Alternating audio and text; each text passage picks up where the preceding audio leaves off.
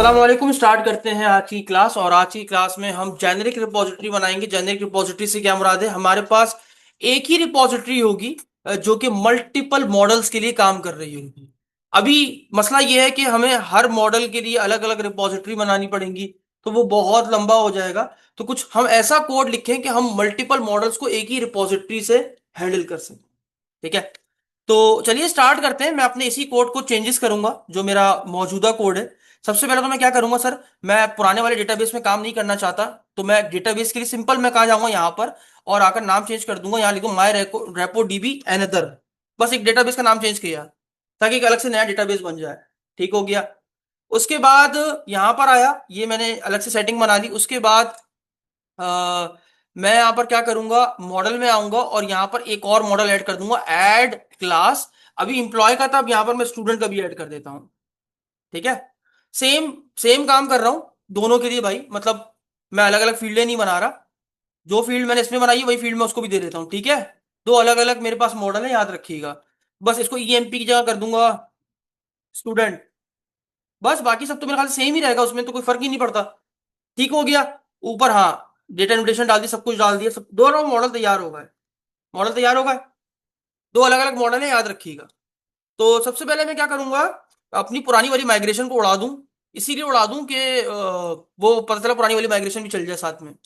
तो डिलीट करेंगे, पहले माइग्रेशन चला के देखेंगे कि माइग्रेशन सही बन रही है नहीं बन रही है, यानी डेटाबेस में टेबल्स बन भी रहे हैं नहीं बन रहे, दोनों टेबल बनने चाहिए। तो टूल्स, नेगेट पैकेज मैनेजर और ये कंसोल खुल गया। ऐड कर दो माइग्रेशन, नई माइग्रेशन बनाओ टेस्ट 2 के नाम से। अभी मैंने माइग्रेशन में फोल्डर उड़ा दिया पहले वाला, ठीक है। तो मैंने अपने पुराने कोड में ही चेंजेस किए हैं। ये बन के तैयार हो गई। ये देखिए सारे टेबल आ गए, एम्प्लॉय का आ गया, इसमें स्टूडेंट का कहाँ है? अच्छा, सॉरी सर गलती हो गई, करना भूल गया। गलत बन गई माइग्रेशन, दोबारा से उड़ा दो माइग्रेशन को, डिलीट। गलती क्यों हो गई सर? आप जब भी किसी मॉडल को बनाते हैं तो मॉडल को बनाने के बाद आप उसको ऐप डीबी कंटेक्स्ट में पहले डीबी सेट में रजिस्टर करते हैं, वो तो आपने किया ही नहीं। तो यहां पर एम्प्लॉय के साथ क्या आ जाएगा? स्टूडेंट। तो स्टूडेंट का बना लेते हैं आप यहां पर, कर दिया, सेव कर दिया। अब दोबारा से माइग्रेशन बनेगी ताकि वो इसका भी मॉडल बनाए। बन गया टेस्ट 2। ये आ गया एम्प्लॉइज और ये आ गया स्टूडेंट, दोनों मॉडल तैयार है। मैंने बोला फटाफट जाओ डेटाबेस में बनाकर आ जाओ। Update date database, SQL server check कर लो। देखिए माइग्रेशन जाके एसक्यूएल सर्वर में चल रही है।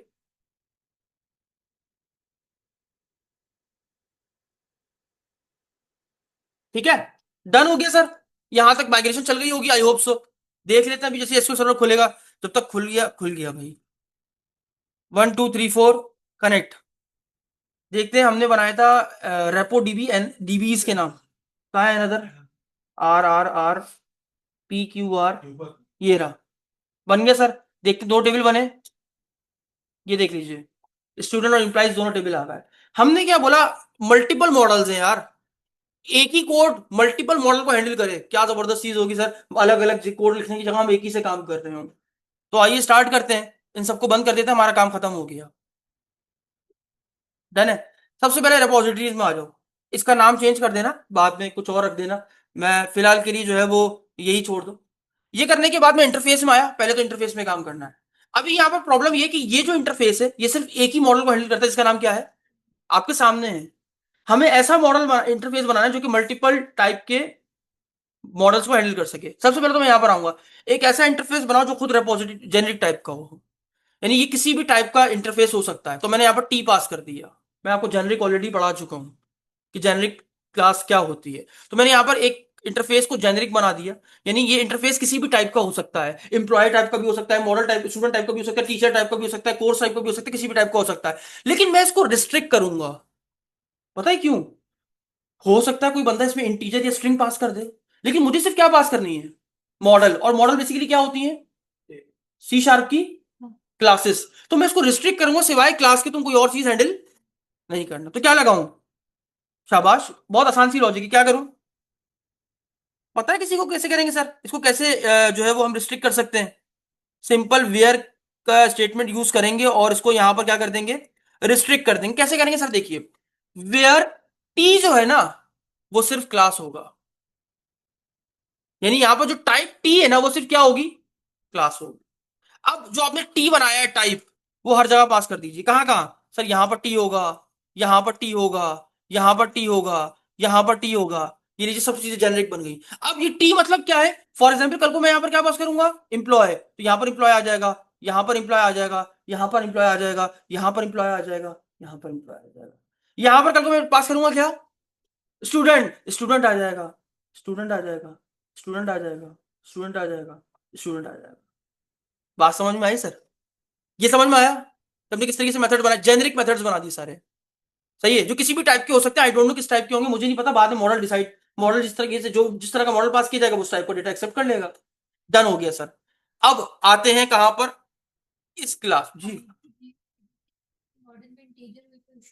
हाँ बिल्कुल होगा सर, बिल्कुल होगा, ये बात इसने बहुत अच्छी करी। तो यहां पर भी आपको फिर टी पास करना पड़ेगा, इसको भी आप जेनरिक बनाना पड़ेगा। तो वो बहुत लंबा काम हो जाएगा। हाँ डाल सकते हैं, बिल्कुल डाल सकते हैं आप। सर ये कहने लगी कि यहाँ पर अभी तो जीयू आईडी, आप मान लीजिए किसी मॉडल में आपने इंटीजर टाइप की अगर आईडी रखी हो तो क्या करेंगे, तो भाई ये हैंडल नहीं कर सकता क्योंकि ये जीयू आईडी टाइप का है।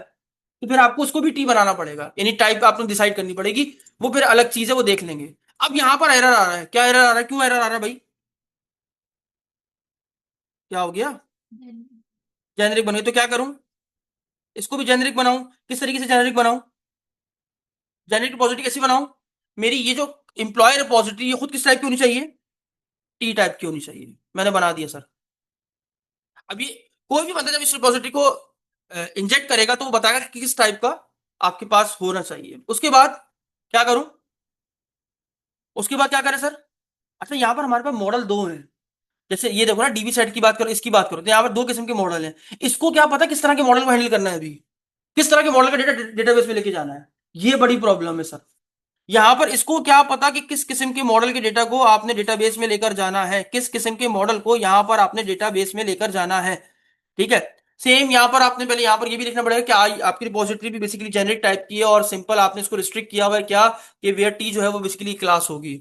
उसके बाद यहां पर आया ये डीबी कंटेक्स होगी। अब मुझे यहां पर बेसिकली डीबी सेट भी करना पड़ेगा, पब्लिक डीबी सेट आ रहा है, इसको भी मुझे जेनरिक बनाना पड़ेगा। मैंने इसको भी बना दिया जेनरिक। ठीक है, तो मुझे इसको भी जेनरिक बनाना पड़ेगा और इसका मैं कोई नाम दे देता हूं, आप कुछ भी नाम देना चाहो दे दो, मैंने इसका नाम दे दिया अंडरस्कोर। ये टेबल को रिप्रेजेंट करेगा। भाई मेरा डीबी सेट किस टाइप का होगा, यानी इंप्लॉय होगा या स्टूडेंट के लिए मैं ये इस काम इस कोड में काम कर रहा हूँ जी। इंजेक्ट किया हुआ है। हाँ वहां भी सही करना पड़ेगा, हाँ सही करना पड़ेगा, ठीक है, वो भी देखेंगे। ये समझ में आया डीबी सेट क्यों यूज किया है यहाँ पर, क्योंकि इधर ही हमें बताना है कि किस मॉडल में डेटा डेटा इंसर्ट करना है, अपडेट करना है या फिर डिलीट करना है। तो अब मुझे क्या पता किस टाइप का तुम डीबी सेट लोगे कल को, एम्प्लॉय के लिए काम कर रहे हो या टीचर के लिए काम कर रहे हो, मुझे क्या पता, तो मैंने इसलिए डीबी सेट को जेनरिक बना दिया। ठीक है, उसके बाद क्या करना है, यहाँ कंस्ट्रक्टर में आना है, यहाँ पर आके क्या करना है, अंडरस्कोर टेबल में जाओ, क्या कर देना, डीबी कंटेक्स में जाना, यानी ये जो dB context application dB context में जाना, एप्लीकेशन डीबी कंटेक्स आ रहा है लिखा हुआ, एप्लीकेशन डीबी कंटेक्स नहीं आ रहा, हाँ इसमें जाओ, डॉट सेट कर दो, ये भी जेनेरिक टाइप का तो सेट कर दिया मैंने। अब वो किसी भी टाइप का हो सकता है आपके डीबी कंटेक्स के अंदर, ये हमने सेट कर दी। अब आते हैं सर इन मेथड्स की बारी। हमने इन मेथड, अभी ये मेथड किसके लिए बने हुए हैं, एम्प्लॉय के लिए, तो हमें किसके लिए बनाने हैं, जेनेरिक, जेनेरिक मतलब हमें किसी भी सब के लिए बनाने की, वो हर किसी को हैंडल, किसी भी टाइप को हैंडल कर सके। तो यहां पर क्या करूं, क्या करूं, आई नंबर किस टाइप का होगा, टी टाइप का होगा। डन। अब यहां पर ये एरर दे रहा है, यहां पर क्या लगाऊं, हमने देखो डायरेक्ट हमने एप्लीकेशन डीबी कंटेक्स्ट में जाओ, सेट कर दो किस टाइप का मॉडल होगा, तो उसका पूरा रेफरेंस किस में आ रहा है, डीबी सेट का, टेबल में जाओ, जिस टाइप का टेबल होगा उसका डेटा क्या कर लो, टू लिस्ट कर लो। डन हो गया। सेम यहां पर आ जाओ, ये तो छोड़ दो, इसका क्या करेंगे, इसका क्या करूं, सिंपल यहां पर क्या आ जाएगा, अंडरस्कोर टेबल में जाओ, क्या करो, फाइंड करो, क्या फाइंड करो, आईडी आ गया सर। ये एरर दे रहा है, क्यों एरर दे रहा है, ये क्यों एरर दे रहा है, शाबाश, लाइन नंबर 25 में क्या मसला है, इसको क्या करूं, कैसे पास करूं, ये अच्छा सवाल है सर, ये कैसे पास करूंगा, मेथड में कैसे पास होता है, मेथड में कैसे पास होता है, हाँ मेथड में कैसे पास होगा, अच्छा हमारा मेथड है किस टाइप का, ये स्पेसिफिक वाला मेथड है ना, टी बाय आईडी, कैसे सिंपल पास होगा, टी बाय आईडी, हमारे पास किसी भी टाइप का क्या हो सकता है यहाँ पर, मॉडल आ सकता है, जो कि टी बेसिकली क्या होगा, एक हमारे पास क्लास होगी। देखो लिखा हुआ आ रहा है, माउस रखो आ रहा है। उसके बाद और क्या गड़बड़ है, ये भी टी कर दो। यहाँ पर क्या आ जाएगा, अंडरस्कोर। यहाँ क्या आ जाएगा, अंडरस्कोर टेबल। और यहाँ पर आएगा कुछ। हाँ। हाँ। नहीं ना। सही है, ये तो सही लिखा हुआ है ना। अंडरस्कोर टेबल का मतलब क्या है, जेनरिक भी तो आ रहा है, फिर वो क्लास का नाम भी आ रहा है। हमने इसको बता थोड़ी, बस हमने कहा सेव चेंजेस कर देना जो भी हो। उसके बाद यहाँ पर भी अंडरस्कोर टेबल आ जाएगा, और ये टी टाइप हो जाएगी। और क्या है, ये भी है कुछ, इधर भी आएगा। हाँ यहाँ भी आएगा। ये लो भाई, डन हो गया। हमने अपना पूरा जो रिपोजिटरी थी उसको हमने टी टाइप का बना लिया, क्योंकि हमें नहीं पता कि हमें वहां से किस टाइप का मॉडल मिल रिसीव हो रहा है। अब कहाँ जाएंगे सर, कहाँ जाएंगे, और अब कहाँ जाना चाहिए, एक सवाल ये कि कहाँ जाना चाहिए। कहाँ जाना चाहिए भैया हमें, इंजेक्ट किया है तो वहां पर आके क्या लिखे हैं, क्या लिखे हैं। आसान है सर, कहाँ जाऊं, ये रहा। ये जो रिपोजिटरी है किस टाइप की है, जेनरिक। ये मेथड किस टाइप, क्लास किस टाइप की है, जेनरिक। ये एरर दे रहा है, आई एम्प्लॉय रिपोजिटरी किस टाइप की है। यहाँ यहाँ थोड़ी टी पास कर सकते हैं, यहाँ टी पास कर सकते हैं क्या।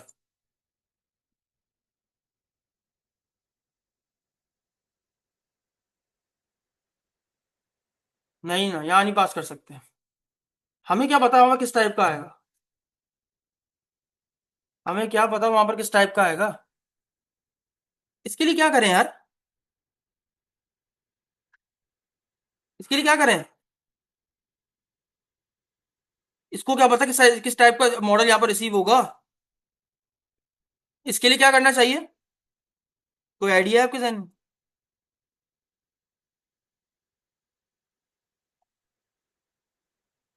बताओ यार, कोई आइडिया है तो बताओ। कोई आइडिया है तो आपके जहन में बताओ। मुझे तो नहीं मिल रहा कोई आइडिया। सर हम बेसिकली इसको हटा देंगे, और इसको ब्रैकेट के अंदर रख देंगे, ऐड स्कोप का मेथड यूज करते हुए डायरेक्ट। ये जेनरिक वाला यूज नहीं करेंगे। क्या किया मैंने, रिक्वायर्स आई एम्प्लॉय रिपोजिटरी टाइप टी। अच्छा यार, ये तो मैं बाद में डिफाइन करूंगा, मैं अभी क्यों डिफाइन करूं। Is a type which is not valid given context. I employ repository T type की हो सकती है, मुझे क्या पता किस टाइप की होगी, अभी मैं थोड़ी डिफाइन करूंगा।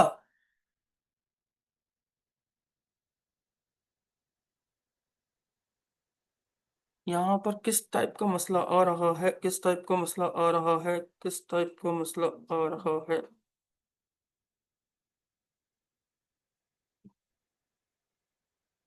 देखते हैं सर, इसको गूगल पर उठा के देखते हैं।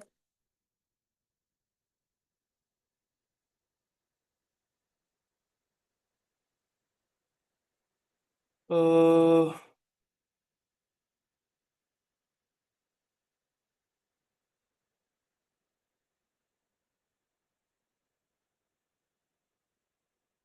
सही तो लिखा है। इसको पहले छोड़ते हैं, यहाँ देखते हैं, यहाँ पर आते हैं, पहले यहाँ से पास करते हैं, क्या पता यहाँ से आ जाए। हमारा कहाँ गया, जब हम इसको इंजेक्ट कर रहे हैं, कहाँ हमारी क्लास कहाँ गई, ये रही। सही, यहाँ पर बिल्कुल सही लिखा हुआ है मैंने, बिल्कुल, कि हमारी जो रिपोजिटरी है वो खुद भी एक जेनरिक टाइप की है, और हमारे पास जो इंटरफेस है वो भी एक जेनरिक टाइप का, जो कि रिस्ट्रिक्टेड है, क्लास बेस्ड, ठीक है। डीबी कंटेक्स आ गया, यहाँ से मैंने डीबी सेट अपना जेनरिक बना दिया। ये तो पूरा कोड बिल्कुल सही लिखा हुआ है, इसमें कोई मसला नहीं है। अ, ठीक हो गया, बिल्कुल ठीक है ये कोड, ये कोड ठीक है। बंद करते हैं। अब आते हैं कहाँ पर, इसको भी बंद करो। अब आते हैं कंट्रोलर में। तो कंट्रोलर में गलती हो सकती है मेरे से, एम्प्लॉय कंट्रोलर यहाँ पर एरर दे रहा है, भी याद रखना। प्रोग्राम डॉट सी एस में एम्प्लॉय कंट्रोलर में आया, यहाँ पर ये एरर दे रहा है। तो यहाँ पर जो इंजेक्ट हो रहा है ना, वो मुझे लग रहा है कि यहाँ पर थोड़ी सी मुझे लगता है गलती हो गई है मुझसे, यहीं पर गलती हुई है। कंट्रोलर में मुझे सही से पास करना है इसको, तो कंट्रोलर में पास करने के लिए मैं सबसे पहले क्या करूंगा, मैं यहाँ पर इंटरफेस को कॉल करूंगा, और मैं इंटरफेस को कॉल करके क्या बताऊंगा कि तुम किस टाइप की हो। यहाँ पर मैं बताऊंगा कंट्रोलर के अंदर। तो मैं यहाँ पर बताऊंगा यार, ये आई एम्प्लॉय रिपोजिटरी में किसके लिए इम्बेड कर रहा हूँ, किस मॉडल के लिए इम्बेड कर रहा हूँ, बताओ। किसके लिए, एम्प्लॉय के लिए, ये लो। यहाँ पर भी बताना पड़ेगा कि आप किसके लिए इम्बेड कर रहे हैं सर, एम्प्लॉय के लिए। कर दिया। डन। एरर का है, ये नहीं जा रहा ना। ये तो सब सही हो गया सर, ये एम्प्लॉय के लिए पूरा बन चुका है सर, देखें, पूरा एम्प्लॉय के लिए बन चुका है। ठीक है, लेकिन इसमें अभी भी एक एक एक प्रॉब्लम है। वो क्या है कि इसको हमने ये तो बता दिया इंटरफेस को कि यार आप किसके लिए इंप्लीमेंट करोगे, एम्प्लॉय क्लास के लिए यूज करोगे। लेकिन यहाँ पर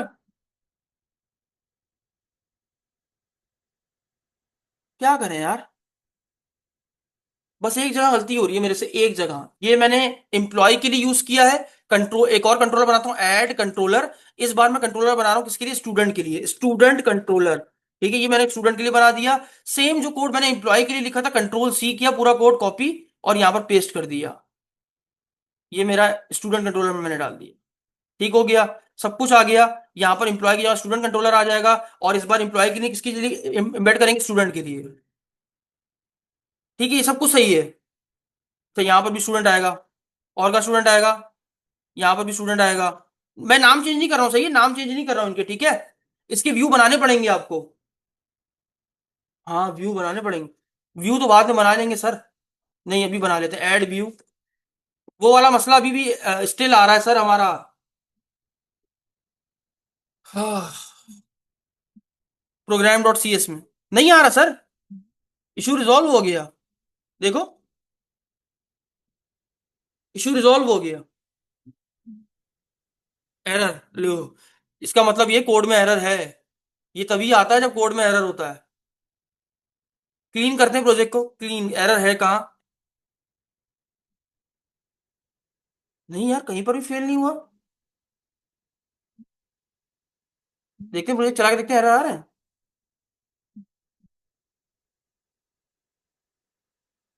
एरर, ये रे, यहाँ अभी भी स्टिल है, स्टिल है।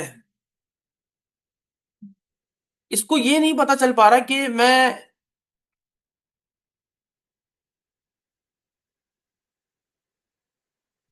One type argument using the generic type requires one type, एक टाइप की रिक्वायर आर्गुमेंट देनी पड़ेगी। तो अगर मैं यहाँ पर टी पास कर दूं, ये ले लेगा।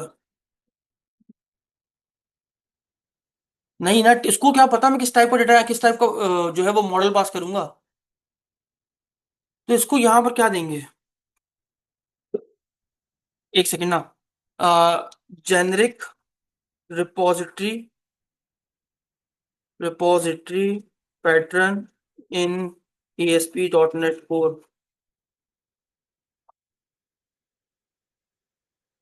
ये रहा, ये देखो, इसने भी वैसे ही बना, देख रहे हो।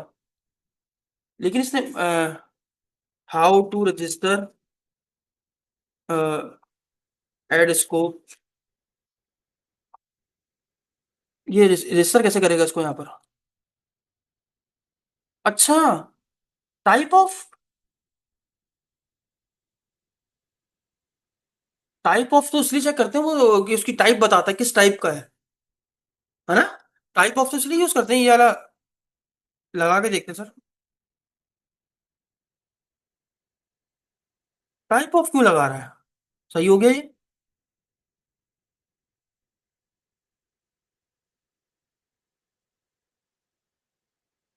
एक सेकंड सर, मैं इसके बारे में पहले देख लूं।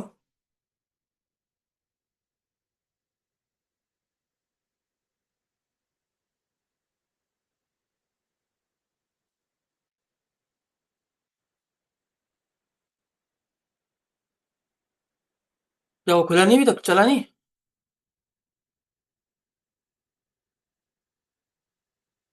एक बिल्ट इन ऑपरेटर जो आपके क्लास टाइप का मेटा डेटा टाइप ऑब्जेक्ट देता है, अच्छा तो टाइप, अच्छा किस टाइप की एम्प्लॉयर रिपोजिटरी ये टाइप ऑफ बता रहा है।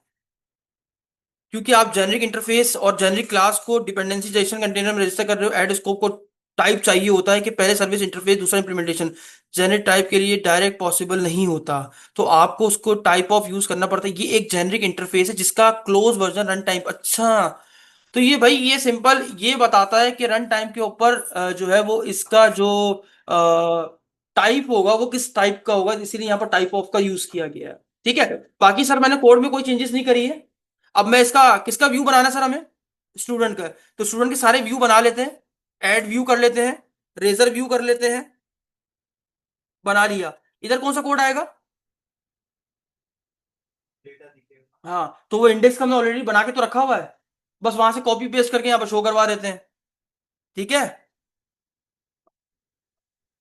आ जाओ, इंडेक्स का आगे आ गया, एम्प्लॉय में इंडेक्स बना हुआ है, कंट्रोल ए कंट्रोल सी, ये आए स्टूडेंट में कंट्रोल ए कंट्रोल वी। ठीक है, यहाँ पर एम्प्लॉय की जगह क्या आ जाएगा, चेक करते हैं सर ये चलेगा भी कोड, ये नहीं चलेगा, पहले तो ये देखने वाली बात होगी। तो यहाँ क्या क्या क्या था, एम्प्लॉय की जगह सब जगह सही कर दिया सर। ठीक है, इंडेक्स सही हो गया, उसके बाद क्रिएट था, क्रिएट भी था हाँ, add view, razor view, add, और ये ऐड। अब क्रिएट में क्या करना है, फॉर्म बनाना है, फॉर्म फिर उठाना पड़ेगा। ठीक है, उठा लेते हैं। सवाल ये कि ये पूरा कोड एक्चुअल में आपने एक बार नोटिस की, मैंने डेटाबेस की लॉजिक कितनी बार लिखी है, एक बार। सिर्फ कंट्रोलर दो अलग अलग किए हैं, बाकी डेटाबेस की लॉजिक एक ही बार है और दोनों के लिए काम करेगी ये, क्योंकि ये जेनरिक टाइप की है। ठीक है, तो अब आते हैं क्रिएट में, और ये रहा एम्प्लॉय का, कंट्रोल ए कंट्रोल सी, ये आ गया स्टूडेंट में, कंट्रोल ए कंट्रोल वी, यहां पर क्या जाएगा एम्प्लॉय की जगह, स्टूडेंट, डाल दिया, बस बाकी तो कुछ चेंज नहीं करना। नहीं, उसके बाद आखिरी हमने किसके लिए बनाया था, अपडेट के लिए, add view, razor view, add, और ये आ गया ऐड। ठीक है, तो हमने ये ऐड कर सबके व्यूज क्रिएट कर दिए हैं। याद रखिएगा लॉजिक सबकी डिफरेंट है, मतलब एक ही रिपोजिटरी क्लास है जो कि मल्टीपल मॉडल्स को हैंडल करेगी, मतलब मल्टीपल डेटाबेस की लॉजिक को एक ही जगह पे हैंडल किया जा रहा है। अपडेट का कोड कॉपी कर लेते हैं, control A control C control V, यहां पर आके क्या किया, एम्प्लॉय की जगह क्या कर दिया, स्टूडेंट, और यहां पर आईडी का भी मसला आ जाएगा अब। तो यहां पर कौन सी आईडी आ जाएगी, है स्टूडेंट आईडी, हाँ है, ठीक हो गया। चलाओ, चेक करते हैं सर, हमने बाद में देखेंगे क्या किया क्या नहीं किया। सबसे पहले स्टूडेंट चेक करें, क्या था, स्टूडेंट के क्रिएट रिकॉर्ड में आ गया, ये स्टूडेंट का है, स्टूडेंट का नाम असद है, ईमेल, अभी क्योंकि ये नया डेटाबेस बना था, याद होगा आपको, फ्रेश, asad@gmail.com है, एज हमने डाल दी है, सेव डेटा क्लिक किया सर, हो गया, देख लीजिए, इंसर्ट हो गया है। मैंने स्टूडेंट के लिए कोई लॉजिक नहीं लिखी है डेटाबेस की, आओ डेटाबेस में चेक कर लें,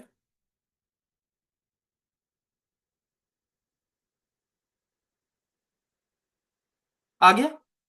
अब वापस आ जाओ, यहां पर स्टूडेंट की जगह हम ऐड कर रहे हैं एम्प्लॉय, क्रिएट रिकॉर्ड, यहां पर अब असद नहीं करेंगे, यहां पर अली का रिकॉर्ड ऐड कर रहे हैं। ठीक है, तो ali@gmail.com, एज 18 या 19, सेव किया, ये देख लीजिए कहाँ इंसर्ट हुआ है, एम्प्लॉय में, मैं दिखा दूं आपको, सॉरी, ये क्या खुले आ रहा है, ये देख लीजिए, ये आपका एम्प्लॉय का, ये आपका स्टूडेंट का, एक ही डेटाबेस की लॉजिक है, मल्टीपल मॉडल्स के लिए काम कर रही है। क्या किया सिर्फ दिखा देता हूं आपको, चलिए, बंद कीजिए कोड, वापस आइए कहां पर, यहां पर। सबसे पहले हम गए, हमने डेटाबेस चेंज किया, उसके बाद हमने मल्टीपल दो मॉडल बनाए, मॉडल बनाने के बाद मॉडल में डीबी सेट के अंदर आके दोनों मॉडल को यहां पर रजिस्टर कर दिया। आफ्टर दिस, सब बंद करो यार ये, उसके बाद हम गए रिपोजिटरी में, और यहां पर हमने, क्योंकि हमें इस एक ऐसी टाइप की रिपोजिटरी बनानी थी, इंटरफेस बनाना था जो मल्टीपल टाइप के मॉडल को हैंडल कर सके, तो हमने क्या किया, अपने इंटरफेस को रिस्ट्रिक्ट किया कि तुम क्या होगे, टी टाइप के होगे। अब मैंने उसको ये भी बताया कि भाई टी का मतलब सिर्फ क्लास है, बाकी कोई डेटा टाइप नहीं है, तो मैंने यहां पर रिस्ट्रिक्ट किया। अब जहां जहां मुझे मेरी क्लासेस की नीड थी, वहां वहां मैंने क्या पास कर दिया, टी पास कर दिया। अब सिंपल कहाँ आ गए, अपने रिपोजिटरी में। कोई मुझे ये बता सकता है कि सर मैंने ये क्यों लाइन लिखी, क्योंकि सर आप ये यहां पर हम इस रिपोजिटरी में किसकी लॉजिक लिख रहे हैं, डेटाबेस की लॉजिक लिख रहे हैं, तो हमें तो नहीं पता ना किस टेबल में जाकर रिकॉर्ड इंसर्ट करना है, अपडेट करना है। तो हमने इसीलिए यहां पर डीबी सेट को टी टाइप का बना दिया, और हमने क्या बोला, जैसे ही आपका कंस्ट्रक्टर एग्जीक्यूट हो तो क्या करना, डीबी कंटेक्स्ट में जाना, सेट कर देना, सेट क्या कर देना, जिस टाइप का मॉडल हो उस टाइप में सेट कर देना, उसको किस में डाल देना, रेफरेंस टेबल के अंदर। अब वो एम्प्लॉय का होगा या टीचर का होगा, जो भी होगा वो टेबल में आकर सेट हो जाएगा। अच्छा, इसको भी मैंने बताया, मेरी क्लास खुद किस टाइप की है, एम्प्लॉय रिपोजिटरी खुद एक जेनरिक टाइप की है, और ये तो खैर है ही जेनेरिक टाइप की, बात समझ में आ गई। उसके बाद मैंने क्या कि जब गेट एम्प्लॉयज में जाओ, अंडरस्कोर टेबल यानी डीबी कंटेक्स्ट में जाओ, जो भी जिस टाइप का वो होगा model, dot employ dot teacher, उसमें जाके उसका सारा डेटा क्या कर लो, लिस्ट में डाल लो। अब जहां जहां मेरे पास एम्प्लॉय टाइप थी वहां वहां मैंने क्या कर दिया, टी पास कर दिए, तो ये जेनेरिक बना दिया। उसके बाद मैं प्रोग्राम डॉट सी एस में गया और यहां पर आके मैंने अपनी सर्विस को रजिस्टर किया। याद रखिएगा जब आप एक जेनेरिक रिपोजिटरी क्रिएट करते हैं तो वहां पर आपको टाइप ऑफ यूज करना पड़ता है, क्योंकि रन टाइम पे डिसाइड होता है कि किस टाइप की रिपोजिटरी में आप काम करेंगे, तो इसीलिए यहाँ पर टाइप ऑफ यूज किया जाता है। ठीक है। उसके बाद सिंपल सर कंट्रोलर वही थे, मैंने कुछ भी चेंज नहीं किया, बस कंट्रोलर बना दिया। यहाँ पर ये वेरिएबल बनाते वक्त मैंने उसको बता दिया कि मैं किस टाइप का मॉडल यूज कर रहा हूं, तो उससे उसको पता चल जाएगा कि किस टाइप का डेटा मेरे पास आ रहा है। एम्प्लॉय के लिए एम्प्लॉय पास कर दिया, स्टूडेंट के लिए स्टूडेंट पास कर दिया, इसके अलावा कोड में कहीं कोई चेंजेस नहीं करी, और आपके पास एक ऐसा रिपोजिटरी पैटर्न बन गया जो कि मल्टीपल मॉडल्स को हैंडल करने की एबिलिटी रखता है। समझ में आया यहाँ तक? यहीं तक रखते हैं आज की क्लास को, मिलते हैं नेक्स्ट क्लास में नेक्स्ट वीडियो के साथ, तब तक के लिए इजाजत दीजिए, अल्लाह हाफिज।